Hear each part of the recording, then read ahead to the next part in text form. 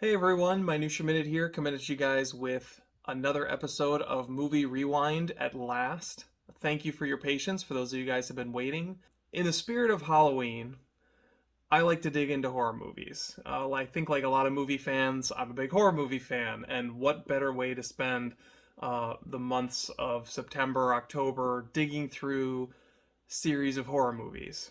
To kick off the horror movie season this year, I thought it would be fun to dig into a series that I've only seen the first couple of. Last fall, I picked up the box set of the entire movie collection, planned on going through it, and over the course of the entire year, I haven't been able to find time. So I decided now is the time, and I sat down and I went through the entirety of this box set right here, the Resident Evil 4K Blu-ray complete collection. I had only ever seen Resident Evil and Resident Evil Apocalypse. As a 90s kid, I was super into Resident Evil. Remember really loving the original one, thinking that the second one was a great payoff to the cliffhanger ending of the first one, and then kind of falling off the franchise as the 2000s progressed onward. When I first sat down to start going through these movies, I was kind of expecting that this was going to be a total guilty pleasure. I figured I'd sit down, watch the first one, and go, oh my god, what was teenage Sean thinking? And then just watch them go completely downhill from there. But undeterred by my preconceptions, I sat down 6 nights ago, popped in the first movie, and have been watching a movie a day until last night I finally finished Resident Evil, the final chapter. So the question is, going on almost 20 years, I think this next year is going to be the 20th anniversary of this film franchise. How does this series hold up? What do I think of this box set? And what's my ranking of these movies? So we're going to take a closer look at this set, and when we go through the packaging and the special features, I'll give you my thoughts on each of the movies and wrap everything up with my personal ranking of the Resident Evil franchise from worst to best. So let's dig in. All right, guys, here it is. The Resident Evil 4K Blu-ray complete collection. This is a 12-disc set. I pre-ordered it kind of on a lark at the time, and I came in and I was like, oh my god, what have I done? I've heard some pretty terrible things about these movies. I do look fondly back on the first couple, but at the same time, before going back and actually rewatching them, I could kind of picture what those movies were like in my mind and kind of thought, this probably is better left in my memory than actually rewatching. However, I will say there were actually some fun surprises when I dug into this, and I'm excited to share that with you. So first off, here's the box. It is made of like a heavy cardboard. The one downside to this packaging is it doesn't say anything on the spine, which kind of bugs me. It just makes it a little bit harder to locate on a shelf. It's kind of nice when it just says Resident Evil on the side. But on the back, it says Umbrella Corporation, and then all the rest of the sides are basically blank, with the exception of course, the Umbrella logo, and then on the top, where it says what box set you're actually holding in your hand. And the way this opens up is it just pops off the top, like so, and then your discs are stored individually in these cardboard digipack type cases. So, opening them up, there is a symmetry to each of them. You get the movie with the relevant picture of Mila Jovovich on the front. You open it up and you get a little panorama with the two discs, Blu-ray and 4K, and then kind of some kind of iconic moment on the back. I'll just quick show you these before we get into the actual movies. Here's Resident Evil Apocalypse. Got Nemesis on the inside cover for this one.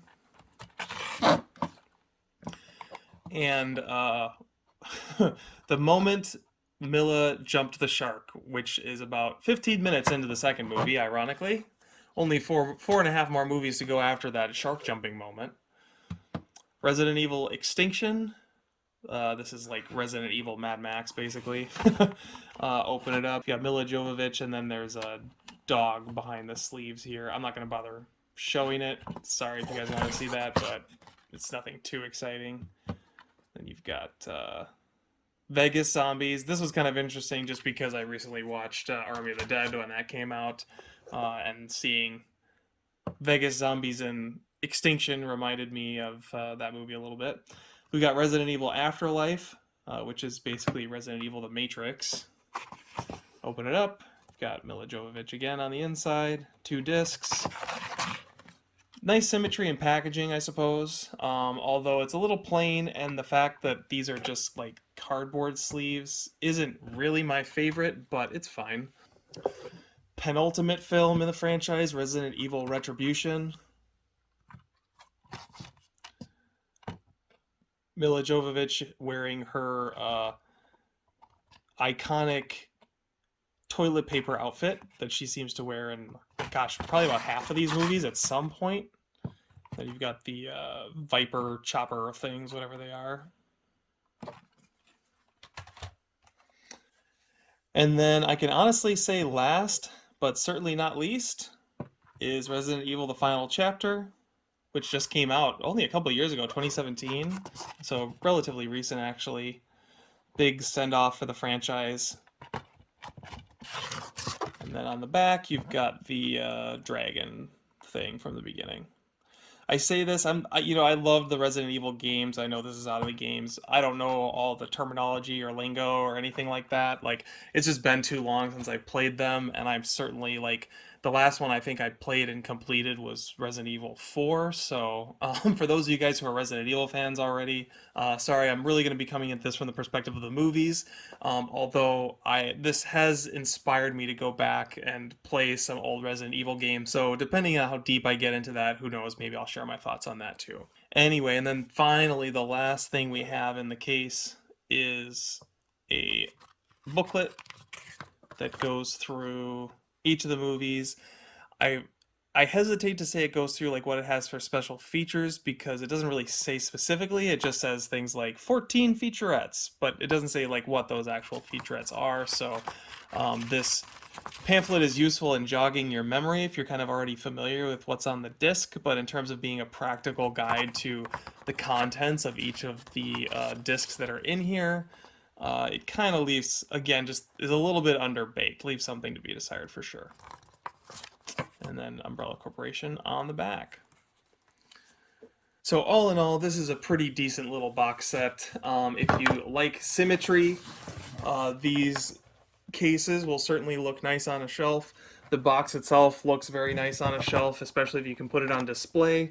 Having looked at the packaging, let's get a little bit deeper into the movies themselves, what I thought of them, what special features are on offer here, and whether or not I think this is worth a pickup, and what my ranking of the films is. So first up, we've got the original Resident Evil from 2002, starring Mila Jovovich, of course, starring in all of them, and directed by Paul W.S. Anderson, who at the time was really the only guy making video game movies. He'd made Mortal Kombat, which was very popular at the time. That's one where I definitely go back and watch now and go, oh my god, what was I thinking? And so, as I already said, I kind of had a similar vibe when I was popping this disc in, where I was like, this movie is going to be so terrible. It's going to be fun from a nostalgic standpoint, but beyond that, I'm going to regret having shelled out the cash to buy this box set when it was new. And much to my surprise, I actually found myself really enjoying this first Resident Evil. So, couple things. This franchise is kind of known, I feel like, for being way outside of the parameters of like what a Resident Evil game is. Alice, Mila Jovovich's character, is not a character from the video games, and the further and further you get into this series, the more it kind of veers off track from what I think core Resident Evil game fans really loved about the franchise. That said, if you go back and watch the first Resident Evil, I think they actually do a pretty darn good job of capturing those first couple of games. I think they strike a good balance between the sci-fi elements of the Umbrella Corporation and the T-virus zombies that are plaguing the underground hive. You kick things off in a mansion, which of course is where the original Resident Evil takes place. And all in all, if you like the Resident Evil games, this serves as kind of a prequel to the original Resident Evil in a way, which makes it, I think, a pretty fun time. The soundtrack is done by Marilyn Manson. I actually thought that the soundtrack to this movie was borderline fantastic. That industrial metal Manson sound is a driving force throughout this movie. I think a lot of times in movies, producers will get a famous musician to do the score, and the musician will turn the score into rock and roll music, right?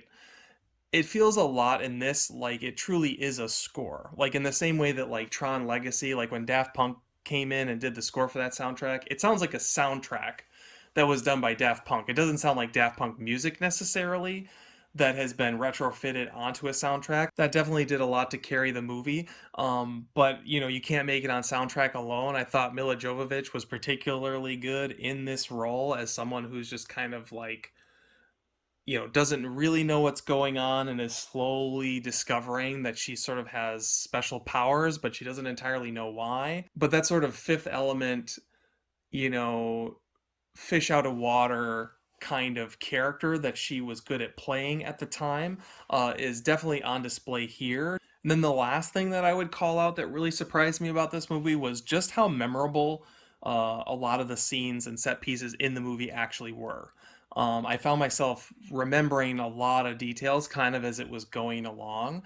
Definitely the most iconic example being the scene with the hallway filled with lasers, where one of the main characters is diced up in an instant and just collapses into a bunch of little meat cubes onto the ground. Pretty grisly and iconic stuff. I remember when this movie was coming out and being super excited to go see it, seeing it was in theaters in a town close by, not being able to go see it right away, and then like 3 days later, planning to go see it, and it was already out of theaters. But I think looking back, it was probably the fact that it was rated R and there was just no one to go see it. It does create a barrier to entry, but everyone my age bought this on DVD and took it home and watched it and ate it right up. And as a result, a few years later, Resident Evil Apocalypse comes around and the story continues from there. But before we get into Resident Evil Apocalypse, I'll just take a brief couple of notes about the special features for this. Based on the research I did online, there is nothing new in this box set. All these featurettes that are available here are available on previous releases. But if you haven't watched them before, they're all conveniently put in this box set for you, which is really nice. If you're gonna watch special features, so I watched pretty much everything. I didn't go through the commentaries or the picture-in-picture just because I didn't have time. Some of these movies actually have multiple commentaries, by the way, so if you're into commentaries, this is a good box set for you. But I did go through anything that was behind the scenes or background information that you could watch on its own. Of all the special features in the entire box set, I would say 90% of what you want to watch is going to be in the first Resident Evil movie. There's a lot of cool information about just the making of the movie, some stuff I found that was actually pretty surprising. For example, when one of the main characters gets diced up by lasers, that was actually a practical effect of just a bunch of styrofoam body parts that were all stuck together and then pulled apart and allowed to just collapse, which was pretty surprising, especially because in the movie you only see that through the reflection of the glass. You don't actually see it really directly. It was kind of cool to see that was a practical effect. Probably the best featurette out of all of the featurettes I watched for all the Resident Evil movies was the Marilyn Manson featurette where he talked about doing the score. Obviously, I talked a bunch about how much I liked the score. I think the featurette helped me affirm my opinion from when I was watching the movie of, hey, this has got a kind of a rockin' score. And then hearing him talk about it, I think sold me even more. So call it bias, but I thought that featurette was particularly interesting. And then finally, I think what the filmmakers and actors have to say about the making of the movie on this disc is probably the most relevant, just because they talk a lot about how, zombie movies aren't really a thing anymore and they want to bring back the zombie movie. It's kind of weird to think that Resident Evil really did that because obviously Shaun of the Dead, The Walking Dead, all those zombie movies became so much bigger, I think, than Resident Evil, but technically Resident Evil came in first by just a couple of years. As the features continue on throughout the series, and they're talking about how much they love the video games and how this is really groundbreaking, it definitely becomes hyperbole. For this movie, some of the stuff they say actually feels kind of relevant, so that was kind of neat. But that is more than enough talk about the first Resident Evil.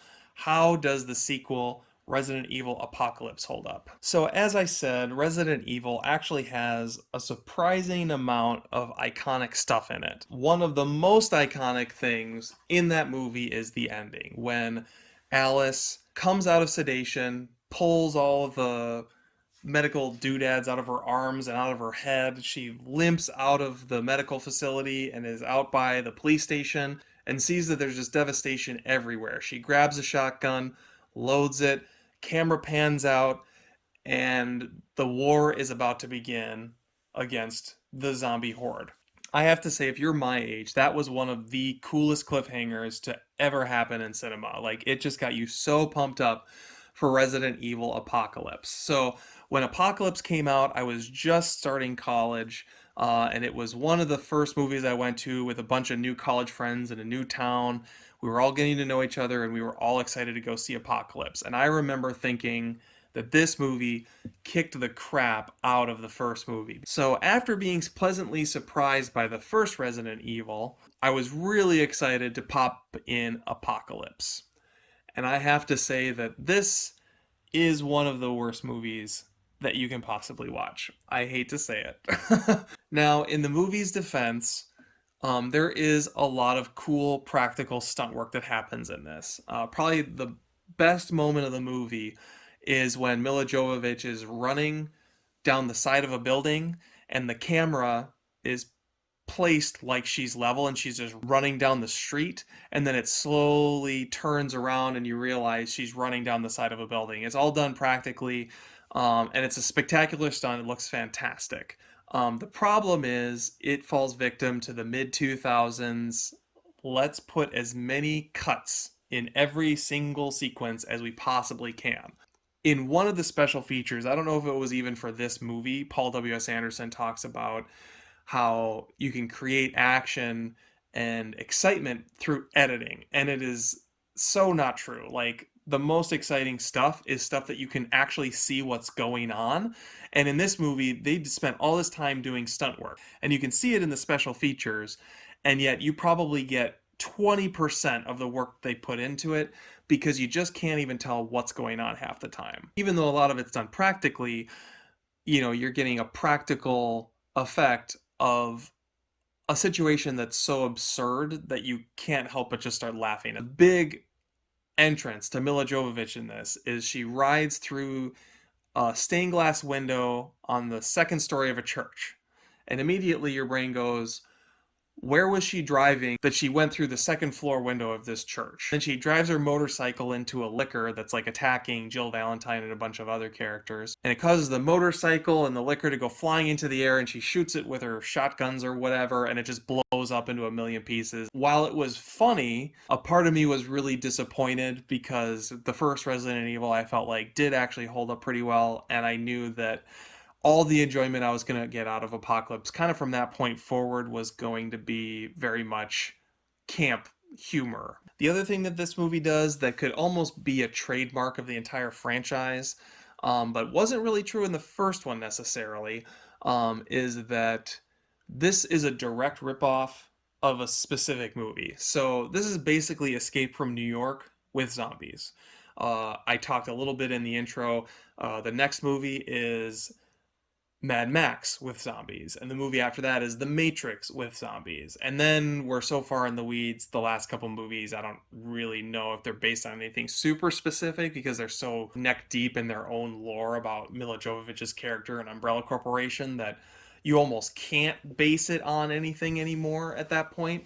But for several films in this franchise, it's pretty amazing just how blatantly Paul W.S. Anderson rips off his stories from other much better movies. So, in Escape from New York, the president gets ejected from Air Force One into New York, which is now a maximum security prison, and Snake Plissken has to be sent in to get him out. In Resident Evil Apocalypse, someone's child from the Umbrella Corporation gets stuck inside the city right before Umbrella erects a whole bunch of walls around Raccoon City to contain the virus, and this rich Umbrella Corp executive calls upon Mila Jovovich in the city to rescue his daughter and get her out by getting her across the bridge, which in Escape from New York, at the end, they have to get across the bridge in order to get out of New York. So, like, literally beat for beat, so much of this movie is Escape from New York. I do want to just briefly touch on the special features for Resident Evil Apocalypse. So very similar format to how the featurettes are built in Resident Evil 1, which is that it's got a whole bunch of different featurettes. You can sort of pick and choose, or you can watch them all together, and you get sort of the semblance of a documentary about the making of the movie. All in all, each of the featurettes basically echo the featurettes we got in the first Resident Evil. The cast and crew kind of say a lot of the same things. They talk about how much they love the video games, blah, blah, blah, blah, blah. Probably the coolest featurette in this is one where they talk about building a 1/6 scale model of City Hall and then wire each of the glass windows individually to break in sequence, so that you get kind of a wave of glass breaking as this bomb goes off in the city. It's really cool to see them do that effect, and it's cool to see the raw footage because, as I said, a lot of the cool stuff that they did practically in this movie for real gets ruined by the way it's edited into the movie. So for that sequence in particular, there's this whole CGI sheen that goes over the top of this practical effect that they used and makes the whole shot look phony. You get to see in the special features the original practical effect and what it would have looked like, and way more impressive than what you get in the finished film. So definitely worth checking that out. Otherwise, like I say, there's really not a whole lot extra you need to go back and look at for this if you watch the features for the first film. I was feeling a little bit hesitant going into Resident Evil Extinction after Resident Evil Apocalypse. And once the thing started to get going, I was like, oh, I get it. This is the Road Warrior, except with Milla Jovovich. What I will say is, out of all the special features, this is the only one where Paul W. Sanderson straight up says that he stole it from George Miller. And his reasoning is that he sat down to watch The Road Warrior with his like nephews or something like that, and they had no idea that it even existed. And he thought, well, this is a great movie and people need to be able to see it, and so he kind of gives you his version. I actually found myself enjoying Resident Evil Extinction quite a bit, even though this film is kind of lacking in the sort of iconic moments that happen in the first Resident Evil and even in the second Resident Evil with her like running down the side of the building and stuff like that. This is overall a pretty solid Resident Evil story, pretty well told. Of all of them, this is the one where I think they did the best job really establishing the characters. I didn't talk much about the supporting cast in Resident Evil Apocalypse, but Oded Fehr is introduced in that movie. He comes back in this one, and I think his character definitely benefits from getting two movies because he does feel a little bit more developed. And additionally, some of the characters traveling across the desert together, all of the Mad Max caravan, actually have some depth to them. And then from a screenplay and structure sort of a standpoint, this movie probably does the best job of balancing building characters, building mystery around what Milla Jovovich is capable of, because some of her special powers are really starting to come to fruition in this movie. And then just getting a lot of action in it, which is still over the top and in the vein of like Resident Evil Apocalypse, but feels a little bit more grounded. Now, as for special features, Resident Evil Extinction does have a pretty decent complement of featurettes. There's only 4 this time, but I believe it still runs about the 49-50 minute range that the other ones do. Honestly, nothing really stood out to me specifically about the features. I kind of forgot to mention, all these movies do have deleted scenes. I don't really recommend the deleted scenes for any of the movies. Most of the deleted scenes are just extensions of scenes that already exist. The only exception I would say actually is the first Resident Evil, because it does feature an unfinished alternate ending, which quite a bit different than the ending we got, not nearly as good, although ironically probably very representative of what the series was going to offer moving forward, with Milla Jovovich being an over-the-top action hero. Okay, so next up we've got Resident Evil Afterlife. Now, I know I said Resident Evil jumped the shark halfway through the second movie when Milla Jovovich runs into that church on a motorcycle and kills that liquor by blowing it up. Now, I may have been a little harsh, because if Resident Evil Apocalypse is basically a terrible movie, Resident Evil Afterlife is probably one of the worst movies that have ever been made. This movie had a lot of laugh out loud, it's so bad moments, but it was also shockingly boring. Now, the end of Resident Evil Extinction leaves off with Mila Jovovich discovering that she has been cloned. And there are hundreds of copies of Alice in this facility that is underneath Las Vegas. And she is about to thaw them all out and bring them with her, and there's going to be a whole army of Mila Jovovich to fight the Umbrella Corporation. And you finish that movie and you go, how do you make a sequel to that? Like, it's such an over the top ending that you can't, like, it doesn't seem like it's a serious ending. It seems like a joke ending that you would never actually make a sequel to. Well, they were making Resident Evil Afterlife, and what I will give this movie credit for is it does follow through with the promise of Resident Evil Extinction, which is you do get a whole army of Mila Jovovich dressed like a ninja breaking into Umbrella Corporation and unleashing havoc on the villain of the movie, Albert Wesker, who, by the way, speaks like Agent Smith because this movie is the Matrix ripoff movie. So you open the movie with a whole bunch of really comical special effects. Mila Jovovich running in, which she's got this ponytail, which just like flaps back and forth, which isn't funny on its own, but when there's like five of her all running with her ponytail bouncing back and forth, it just reads like one of the silliest things you've ever seen. At the end of the sequence, she gets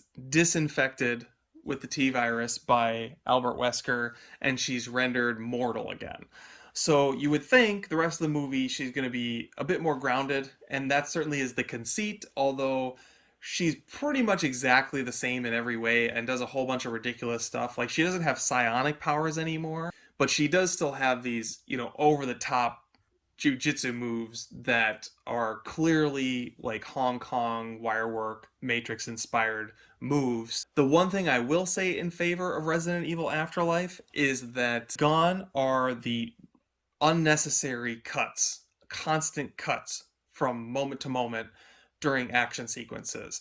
This is Paul W.S. Anderson's first Resident Evil that he directed since the first one, and he does let a lot of the action actually play out on camera. The problem is that also it's in slow motion. When you see multiple Mila Jovoviches on screen, like her face is floating separate from her body. It actually reminded me of the 2013 Green Lantern with Ryan Reynolds, where his whole suit was computer generated and his head was just kind of pasted over the top of it.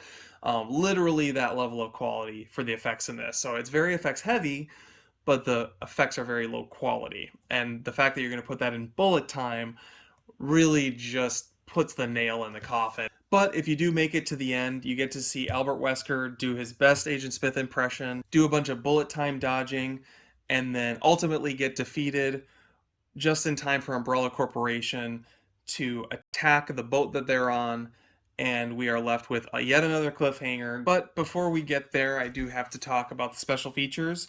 Not a whole lot to report, in all honesty, but it is worth mentioning that we've got another series of featurettes build up to kind of a quasi-documentary. We've got some deleted and extended scenes that don't really add up to a lot.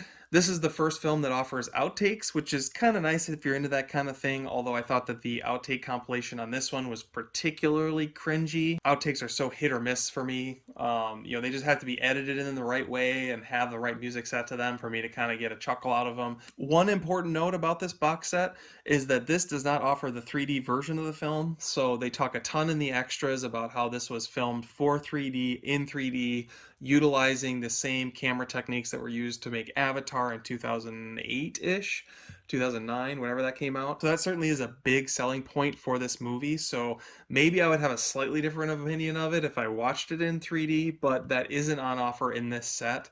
If you want to get the ones that are in 3D, which is 4, 5, and 6, you would have to go buy the 3D versions of those separately, which is a little bit annoying. I can actually watch 3D movies on my projector, so if I'm ever feeling the mood to revisit Afterlife, I'll probably see if I can scrounge up $10 and find the 3D version of this and watch it that way. But the reality is, bad effects aren't going to look better in 3D, they're just going to look worse. Now, credit where credit's due, Resident Evil Retribution, not a total dud for me. The plot of Resident Evil Retribution basically begins where Alice has a dream, where she is a normal housewife and she's married to Oded Fair, and there's a zombie breakout. And you find out that this is not actually a dream, and it's a whole bunch of clones that have been put into this environment in Umbrella Corporation, in an underground facility, of course, or actually underwater facility this time. Sorry, credit where credit's due. It's underwater.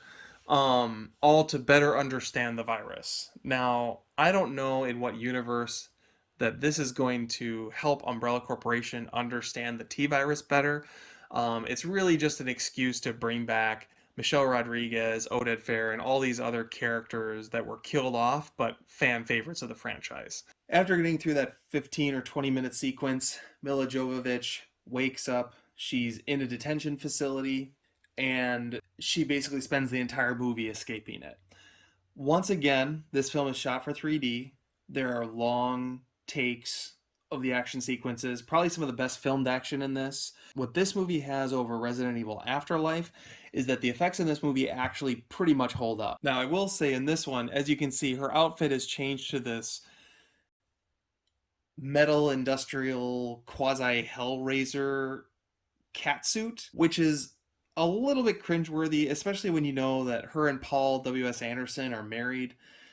There's just something kind of funny where it's like, they met on the first film, they got married in the second film, they have kids after the third film came out, I want to say, and so now they're married, and he's like dressing her up in these more and more sort of bondage outfits, and it's kind of like maybe just a little more information than I needed to know about their relationship.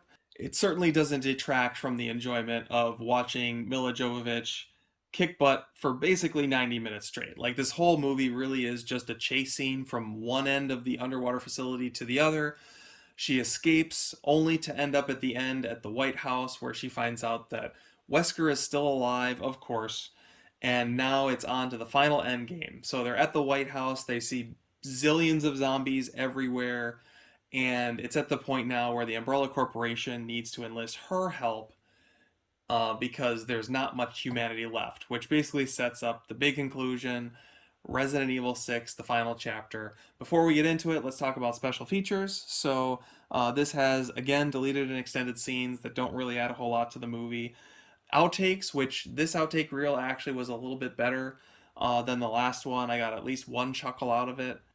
And it does have 7 or 8 featurettes that add up to a little mini documentary about the making of the movie. Again, they talk a lot about 3D, they talk about Thai action films and what their influences were on that. But again, most of the things that the filmmakers are saying in this just comes off as a sales pitch.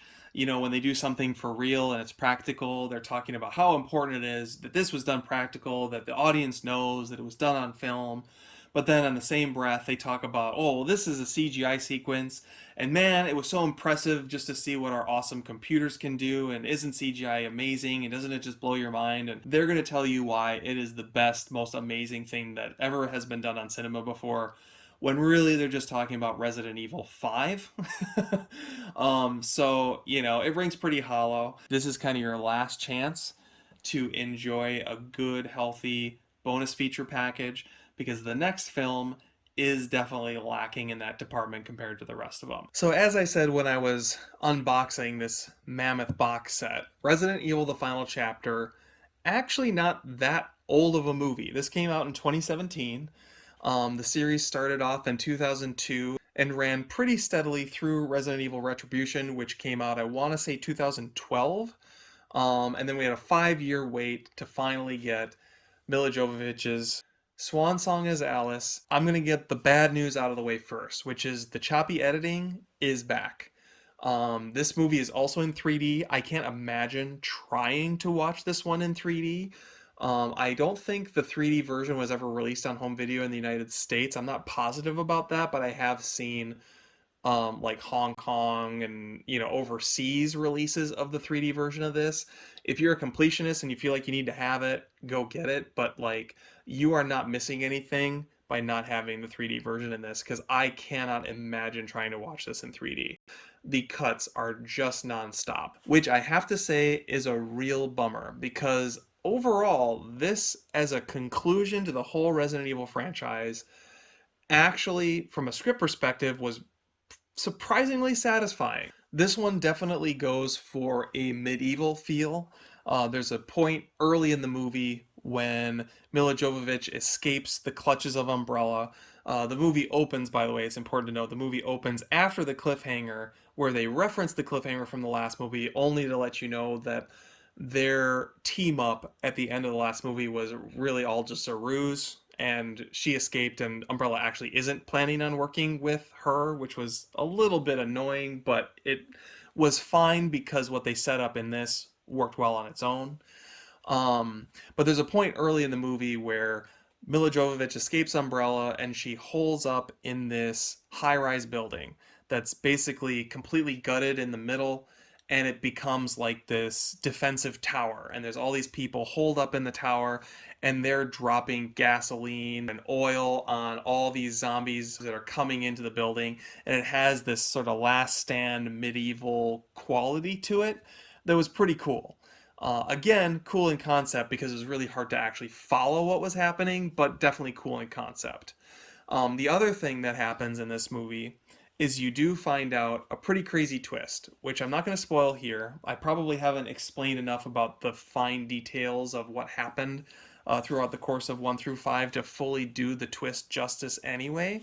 But I will say, if you do decide to sit down and watch these movies, you do got to get to the end because the final chapter has a very satisfying conclusion that explains Mila Jovovich, her place in this whole epic story, and how she relates to some other characters, some seen and some previously unseen, that really makes this feel worthy as truly the final chapter of the franchise.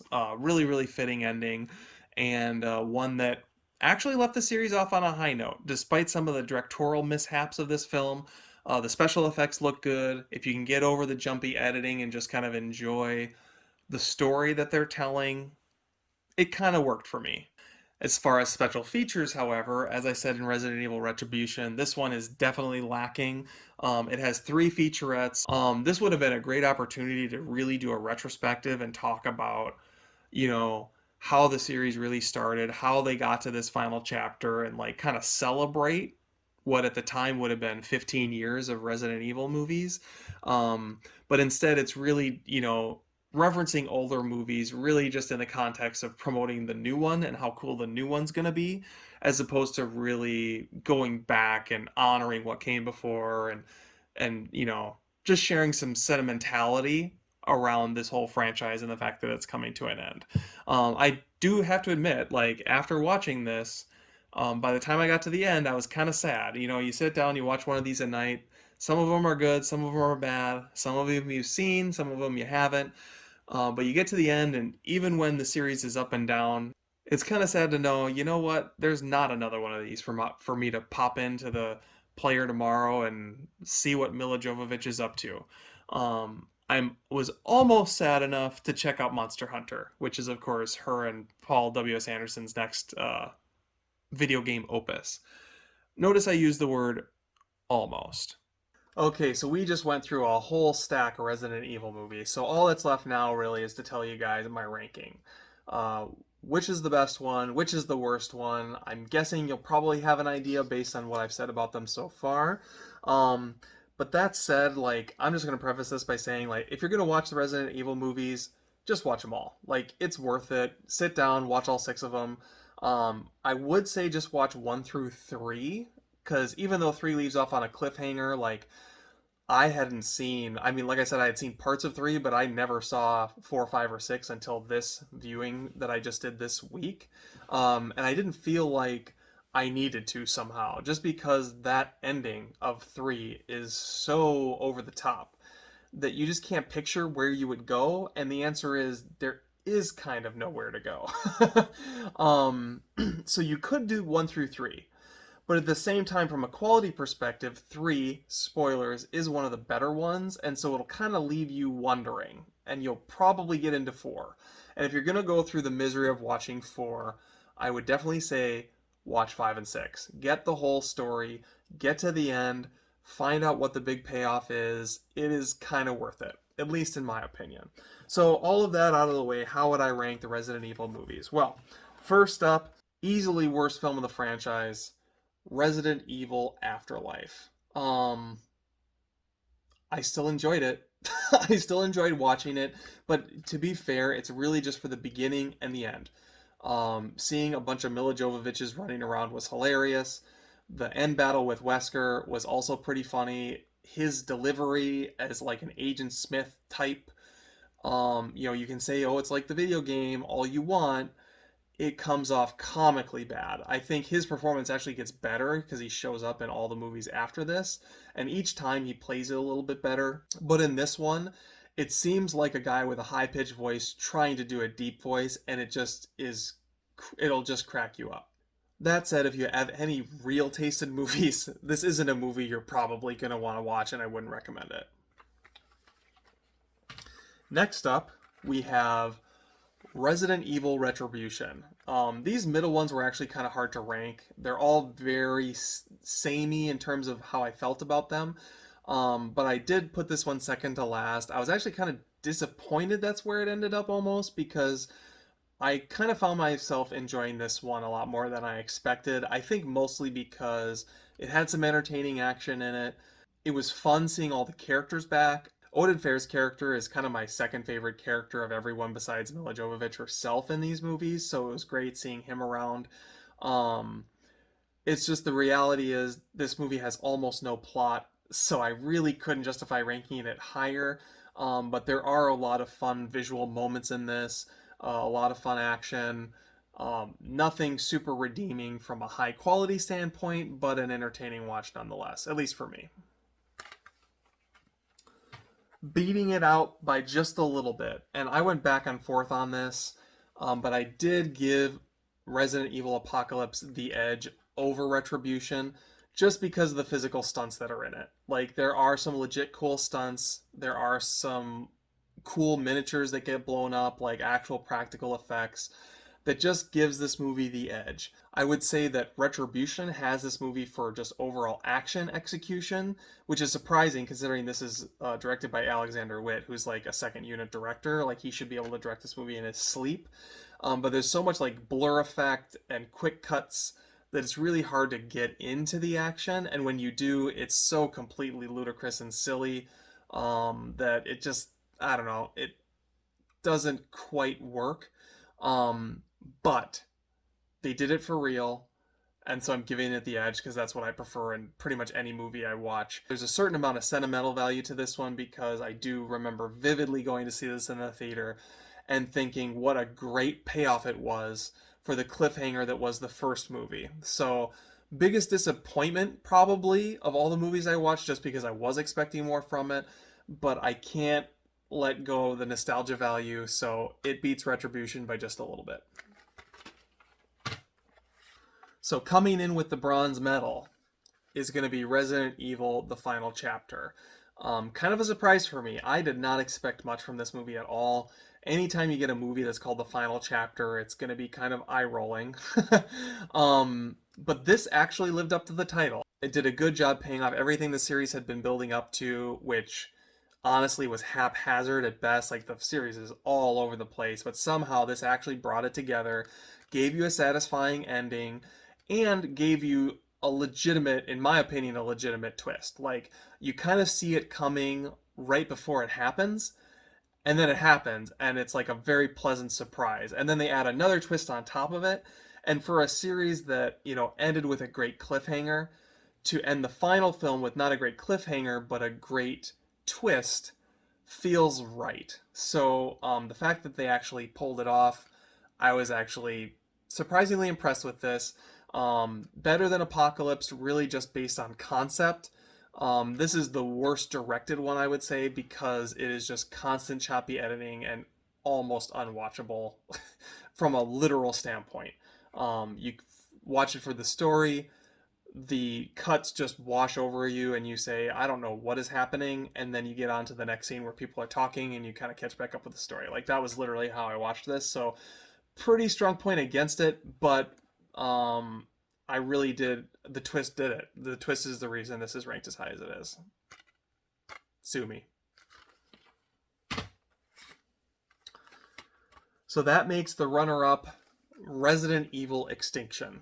I've continued thinking about this movie even after I reviewed it for you guys just now. And I don't know why I enjoy this one so much. Like, it really is kind of generic. Like, there's not a lot I can say about it beyond zombies, Vegas, Mad Max. Um, there isn't truly that one scene that like stands out as like this is the scene that I'm gonna remember about this movie forever. All the other movies I think have that scene. This one doesn't. But what it is competently directed. Russell Mulcahy directed this one, the director of Highlander. Um, it's got over the top action, but it doesn't get quite as ridiculous as you see in Apocalypse or Afterlife or even Retribution. Um, I think Mila Jovovich's character is kind of going through the most in this movie because she's discovering her powers, and it, lends itself to a little bit of character development, of which there's not much in any of these movies. And all around, it's just kind of a average movie, well done. Like, that's all I can really say about it. So as a result, that gets it to number two, because this series certainly isn't the cream of the crop, but Extinction is worth a watch. And this one you could actually probably watch on its own. Like, if you were to just pop this one in and just know that Resident Evil is a thing that exists out there, you could probably pop this one and watch it on its own and get a fair amount of enjoyment out of it. So, someone try that. Tell me how it went in the comments below. Okay, so then, of course, what's number one? Well, that would be number one, Resident Evil, the original, the classic. This is the one that feels the most like the video games. It's probably the best directed out of all of them.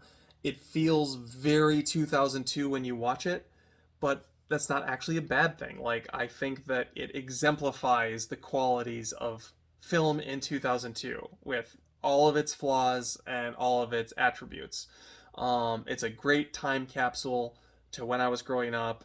As a result, it makes it to number one. Definitely the most pleasant surprise of the week when I was watching, because I wasn't expecting much from it. And I remember thinking, well, I just got to get to Apocalypse because that one's going to be so great. And then this one just snuck right up on me. I was like, that movie actually kind of holds up. So if you have never seen any of them, check out the first Resident Evil. You might get a kick out of it, and it might send you on the same rabbit hole that I just went down. In the meantime, I hope you guys enjoyed this unboxing, overview, review, ranking video. I'll try to bring some more of these to you over the Halloween season. I've got a lot of movies lined up to watch for October. There's a reason you're getting this video in September and not October, and that's because I had to start early because there's so many movies I want to get through. So I will share more thoughts with you over the course of October. In the meantime, be sure to be on the lookout for the next This Week in Batman. You guys have a great week of movies. Catch you later.